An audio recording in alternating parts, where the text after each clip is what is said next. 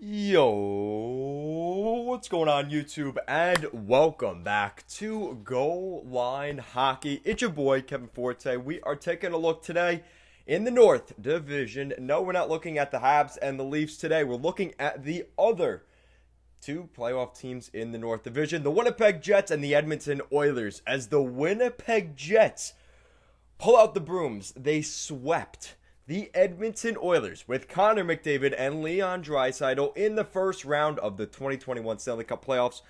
So we will be looking at this series. So I was wrong, guys. I will admit I was completely wrong with how this series was going to work out. And Edmonton, who came into this series as the second seed, as the favorite, didn't really work out in the postseason. Winnipeg, for the most part, throughout the last 15 to 20 games of the regular season, had the worst record of the playoff teams going into this year's postseason. And I was thinking, usually you ride the hot hand into the postseason. The Winnipeg Jets completely butchered that whole thought process because they obliterated the Edmonton Oilers in this first round series. Now, to give the Oilers a little bit of credit, the Oilers did lose a lot of these games in overtime. They've had leads during this series, so it's not like they did get obliterated per se in the series. But you have to give hats off to the Winnipeg Jets for their resiliency in Game 3, and obviously the way they handled themselves for the most part through the entire series. So we're going back all the way to Game number 1. And Game 1 was in favor of the Jets by a large margin. It was a 4-1 victory. Jesse Puljujarvi would get the only goal for the Oilers in that game. Funny because how the storyline unfolded toward the end of this series. But then you see the Jets' depth guys getting goals. Tucker Pullman, Dominic Toninato, former first-round pick. Kyle Connor, he became a storyline in this series, as well as the captain, Blake Wheeler. It was a 4-1 victory in Game 1 for the Jets. Now going into Game 2, a very different story.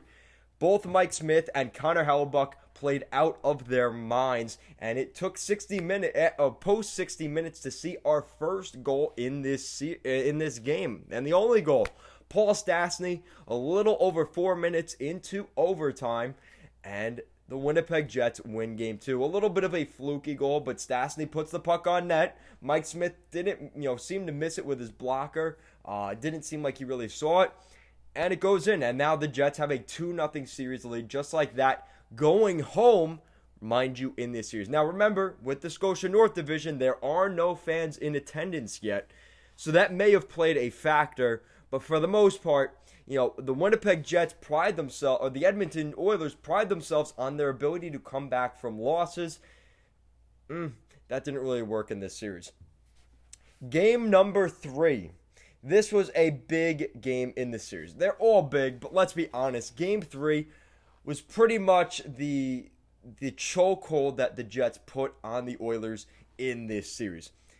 Leon Draisaitl gets his first of the postseason. He gets his second of the postseason. 2-0 Oilers.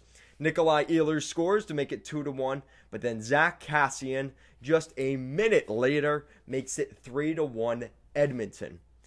But this is where the team shows a little bit of resilience. They give up another goal in the beginning of the third period. Now it's 4-1 Oilers. But hold your beer. 8 minutes later, 11 minutes into the third period, Matthew Perreault, Blake Wheeler gets a goal, the captain. Josh Morrissey, just a minute after that goal from Blake Wheeler. You could tell when Blake Wheeler scored that goal, the momentum had certainly turned in that game. What the Oilers looked like they were going to run away scot-free. They were up 3 goals early in the third period. It didn't work out. Josh Morrissey would score, and Nikolai Ehlers in overtime would get the game winner and finish this series. And at that point, like I said, the series isn't officially over, but the way the Jets came back in this game, the Oilers looked like a deer in headlights after that 4-3 goal by the Jets. It just deflated them. That Blake Wheeler goal had pretty much said to the Oilers, wow, we just gave that up. We just did that. And they did. And they gave this one up. And it was a big game. A big game. The Oilers could have made that 2-1. And we may still be talking about this playoff series right now. So then we go to game 4. A night later. So they played back-to-back nights in the postseason. Again, because of the schedule changes in the North Division, they had to make those games up a little bit faster. But it didn't really matter because it took 3 overtimes in Game 4 for the Winnipeg Jets to win this series. Mark Scheifele gets on the board, first time this series. Connor McDavid in Game number 4 of this series finally scores a goal for Edmonton. You see assists from guys like Draisaitl and Puljujarvi. So it looked like, okay, maybe the Oilers' big boys are going to show up. Mason Appleton, he gets his first of the postseason this year. Ryan Nugent-Hopkins ties it right back up, so we're tied at 2. Alex Chiasson, 3-2, a little bit over halfway into the second period, and this is a 3-2 Oilers game. Can they lock it down? Nope.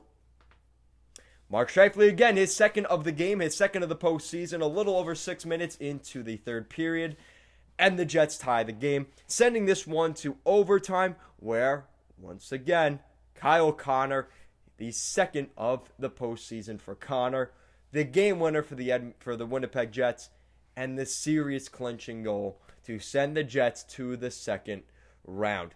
Winnipeg really shocked me in this series. And a lot of you guys, like I said, you mentioned, you said the Oilers were going to win. Okay, hypothetically, let's go back to a week ago before the series started.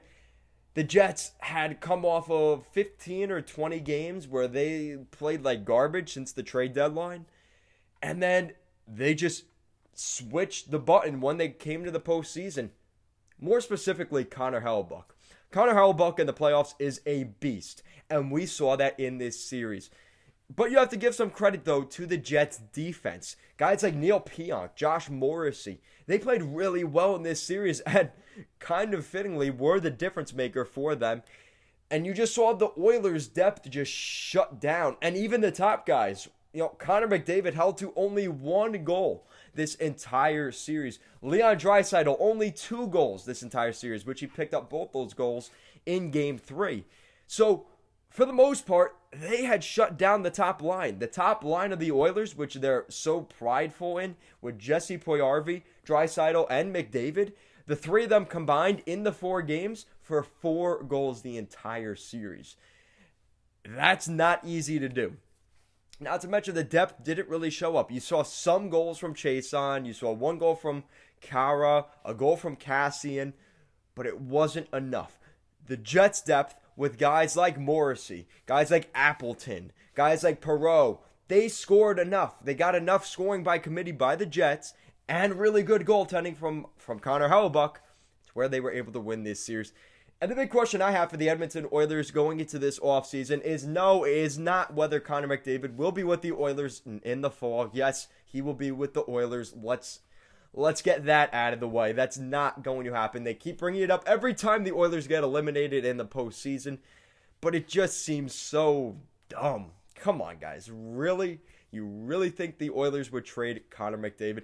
And you mentioned when you listen to Connor McDavid in the press conference the next day when they were cleaning out the lockers, he mentioned that if we feel so far away from where we want to be, but we're really closer than they really think they are, and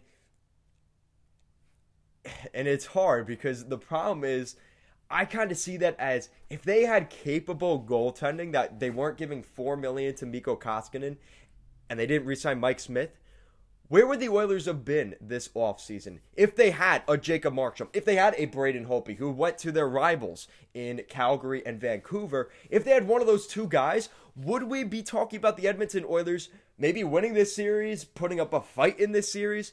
Because this has been the problem with the Oilers is goaltending and lack of depth. And the lack of depth scoring was put on display a little bit, but their lack of, their inability to keep the puck out of the net. Mike Smith, a great goaltender, love the guy, he's aggressive, but let's be honest, when you're playing against Connor Hellebuyck one-on-one in the postseason, how many times out of 10 is Mike Smith going to win that battle against Connor Hellebuyck? So Let me know what you guys think in the comment section down below. What do you think of this series between the Winnipeg Jets and the Edmonton Oilers? Like I said, I'm surprised, but I'm not surprised. It's one of those weird things. But like I said, give a lot of credit to the Jets and Connor Hellebuyck. Unbelievable series for him. Shout out to Blake Wheeler, who took that shot in the good spot, and he seems to be okay. So hopefully he comes back for this next series. But now I have a question for the Winnipeg Jets fans. Who do you want to play in the second round of the playoffs? The Toronto Maple Leafs or the Montreal Canadiens? Let me know your thoughts in the comment section down below. If you guys like what we're doing here at Goal Line Hockey and want to see the latest news around the NHL, you guys already know what to do. Make sure to give this video a big thumbs up and an even bigger subscribe down below. As always, guys, thank you so much for watching this video, and I'll see you guys next time.